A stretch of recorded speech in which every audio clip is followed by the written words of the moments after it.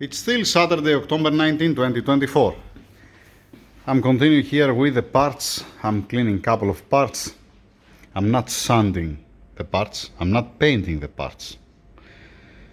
I have explained why. Now, only if the owner he wants, I can start sanding it, painting it, or whatever. But for me, what I'm doing, I'm washing it. I'm cleaning it, don't have a dirt. And that's it, nothing more, nothing less. I'm not trying to remove the surface rust, what you see here, because I cannot remove it only if I sand it, okay? Or I can throw it inside the rust remover, but doesn't matter because with a little bit of moisture, it's gonna come rusty again. Yeah, all right. They brought me from the office this piece. This is the old one, this is the new one, that's the old one, and the o-ring with this. This I can throw it outside. All right. I have prepared a couple of parts. Yeah, it doesn't look that many, but it's a pain in the butt. Now, I have here, why I have here, yeah, that's why I have it. These are the bolts for the engine mounts. All right. If you see here, this is not by me, you see that has a rust, okay? It looks like that somebody get the galvanized OEM 13mm M8 by 125 bolt and they have machined it to don't touch, don't have a contact, because it does have nothing here up and became rusty, much more rust than anywhere else. All right, that's how it does looks like to my eyes, at least. Leave it there. If I get away with the other bolts, the new bolts, and it's giving enough clearance, I'm gonna use the new ones, not the old ones. All right. Then these brackets, these are the brackets for the turbocharger that you see. It comes here on the block and on the turbocharger. Fine. Now this one, as far as I know, it's supposed to be galvanized like this color, as this here. Here up at this point, because it's passing the exhaust and it's the hot side of the turbo, always because of the heat, it's coming rusty. All right. Somebody before, I was thinking that it was a gases from the exhaust, but it's not. This is paint. Somebody before painted. Nothing wrong with that. I'm just saying it's painted. It's not. This is not exhaust gases. All right. Fine, finish with that. Finish with that. Like I said, it's not about, I'm against painting any part of the engine, all right? But you have Mercedes, AMG, and Brabus. You have all these three together, 3 out of 3, all right? For me, I'm not talking on behalf of the owner or for anybody else. I'm just saying, for me, I'm gonna prefer, let us say, how I believe that the car will not gonna lose value. When you see, as an example, you see the heat shields at this state, it's fine. It's almost 20 years old. It's how many kilometers? 80, 90,000 kilometers. It's normal to be like that. If it's been sanded and painted, I don't know. To me, it's losing price. But that's me. That's me. All right. Don't take this granted. What I'm saying. The same thing, let us say, for the engine mount bracket, as an example. I can paint it, I can get the high temperature color spray and paint it. It's gonna look nice and fancy. That's not the point, for me at least. And again, it's not my car. If the owner said that, you know what, send it for powder coating or paint it with high temperature color silver and black and so on, there is no problem at all. I'm gonna do it. Nothing wrong with that. With this one, it's coming rusty. This is what makes sense. What makes sense is to sand it, to remove the rust, or throw it inside of the rust remover for a couple of days, remove the paint obviously, and then paint it with high temperature color spray, silver one, to looks identical with the galvanization. It's just the brackets, that's why I'm saying, and it's very low down there. Then, you remember yesterday when I was saying about the intercoolers and the turbos that it gets sucked something inside? I have no clue what is all this there inside. And the same thing you can see on the turbocharger. This will be better from the point it doesn't have these kind of things. I don't know, when I open the cold side of the turbo, if they give me the green light, I'm gonna show you and it's gonna make sense. Starter here, I just wipe it to bring it here inside of the engine room to open to see the brushes, how much brushes has. Why I wanna do that? Because yes, it's not high mileage, has less than 100,000 kilometers, but you start, let us say, the engine once every week, right? And you turn it off. You don't drive the car, you start it, you leave it running, come at operating temperature, and then you turn it off. So the cranking times is not corresponding to the kilometers. All right? That's why, for peace of mind, let's see the brushes to see that it has enough meat, and then I'm closing back again together. No problem. Worst case scenario. I'm gonna clean it. I'm gonna put some grease, then close it, and everybody happy. Regarding the alternator, I use two things to clean it here, to wipe it, not to clean it.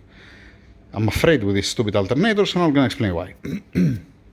This 180 amperes, 275, classic fine water-cooled alternator. Now, with the WD-40 outside, I already did it, in one brush, and then spray contact cleaner, because I don't want to hurt here the seal, has a seal here, has a seal here, has a seal here, here, it's been sealed. Fine.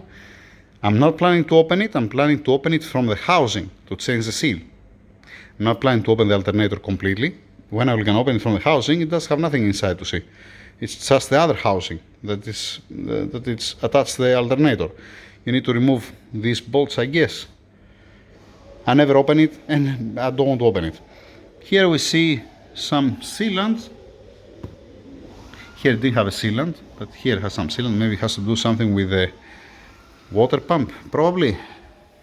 That it touches. Probably. That's why you see this kind of sealant here on the wall. And why I'm opening to change the seal of the alternator, because of this.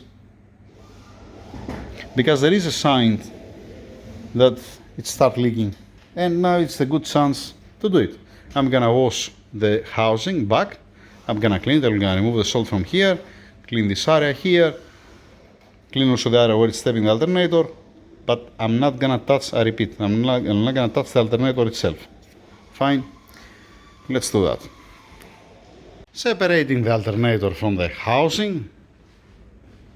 Okay, it looks decent. That's the seal. Nice and crunchy. So the housing, I'm going to wash it. On the alternator itself, the only thing what I'm gonna do, I'm gonna just wipe it, and I'm gonna make sure that the groove here for the O-ring to be nice and clean. Nothing more, nothing less. And staying as it is. It's, like I said, it's sealed. Alright, I'm not touching none of the 25 torques here. Keep it as it is. It's fine. As far as I know, it was working fine. It's supposed to continue working fine. What else? Let me see also the brushes of the... No, before I do that, these two and the O-ring goes outside with all parts. 1 second. Alright, so it goes there inside. The alternator housing at the washing area for washing. The alternator will gonna stay there. Continue with the starter to see the brush, like I said. Jimmy, they said to me before, what kind of maintenance is that? That you have to remove the engine. Some friends, you know. It's small maintenance, right? After all, what I'm doing, I'm just changing gaskets and seals, right? It's not my mistake that they put sandwich the... Yesterday, on the yesterday video, I forget to mention something. It was the one stud, I think this stud or this stud, and there was another one down that didn't have a space to come out. And then there was the engine mount bracket. So you didn't have the chance to make more out the turbo because it doesn't come out like this straight. It's tilted, all right? It was touching the turbocharger on the engine mount bracket. And you cannot, you know, it was pushing the nut, the manifold. That was my problem. But yesterday I didn't mention it, I think. I think that I didn't mention it. Never mind. I tried today to wash it with detergent and water. and it looks like shit. Yeah, So I'll, like it. yeah, I'm gonna order dry ice to blast it with dry ice. It did make some difference. It's not black anymore there, but you know, to come a bit better. I did also here front. So it's a small maintenance. How you gonna call that one? It's not a service, obviously. We will gonna service it, right? All right. Be is what it is. And at the same time, you know, that's why I was saying at the beginning. Either you're gonna storage the car as it is, you're not gonna fix nothing. Yeah. Keep it there, keep it in your house, locked there. Or if you decide to open it and to change the engine mounts, it makes sense because touching the oil pan on the stabilizer bar. All right, yeah, you're gonna change it. Then you see that down everything was wet. You're not gonna change the seals. You're not gonna change the O-ring for the oil return. By changing the engine mounts, you have to remove the turbochargers. There is no, I mean, watch the bolts. Watch what they have done. They have machined the head of the bolt. You see So that's why it's flat. Yeah. You see that it's rusty? Yeah. Most probably for clearance issues. And I have no clue. See how it is. This is not by me because it's already rust. So we're gonna fit the E12 because now with the new mounts they bring me this tight. I hope to have enough clearance. It's galvanized, and as soon as they machine it here, galvanization said goodbye because on the surface, and that's what you get.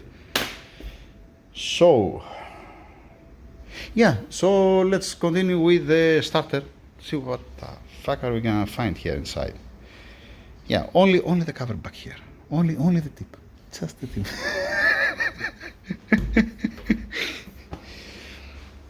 All right, moving on.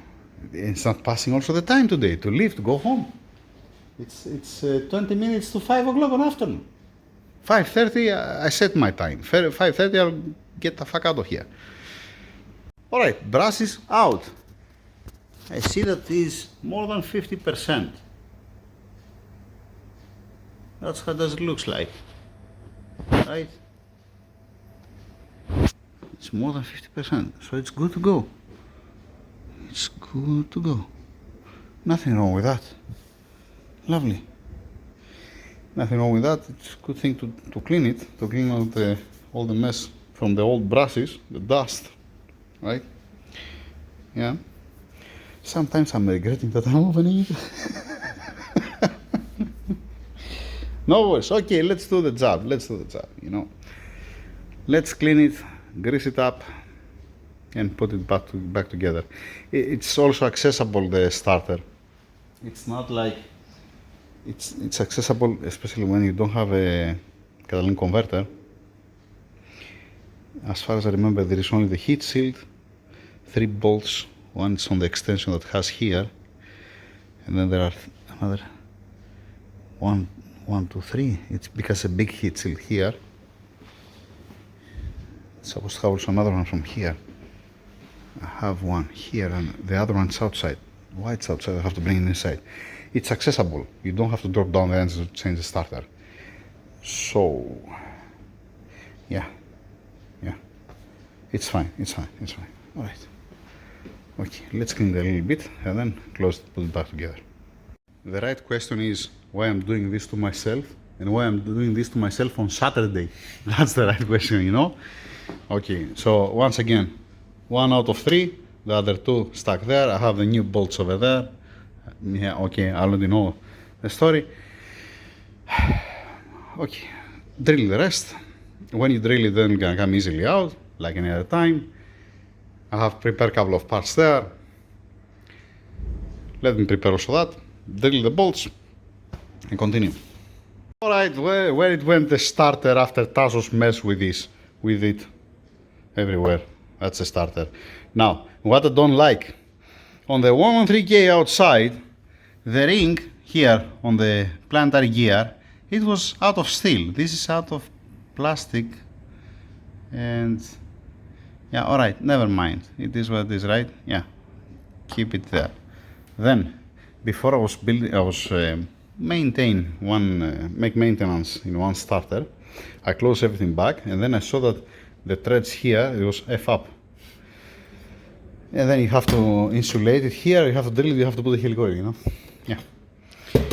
So, grease, starter, Tassos, Jimmy, the housing for the alternator, I brought it here inside, I wash it.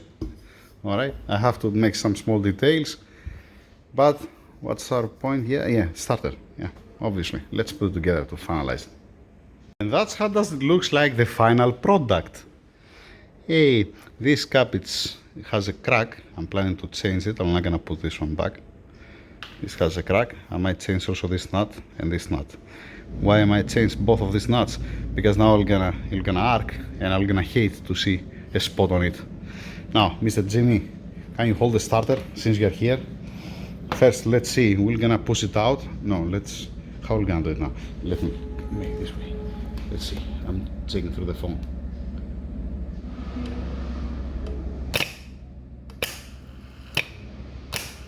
Okay, this is the solenoid. I'm checking only here. It's pushing it out. Now, let's see. Really gonna. No, I don't want to destroy the threads. Better on the nut. I have plenty of these nuts. Threads, no.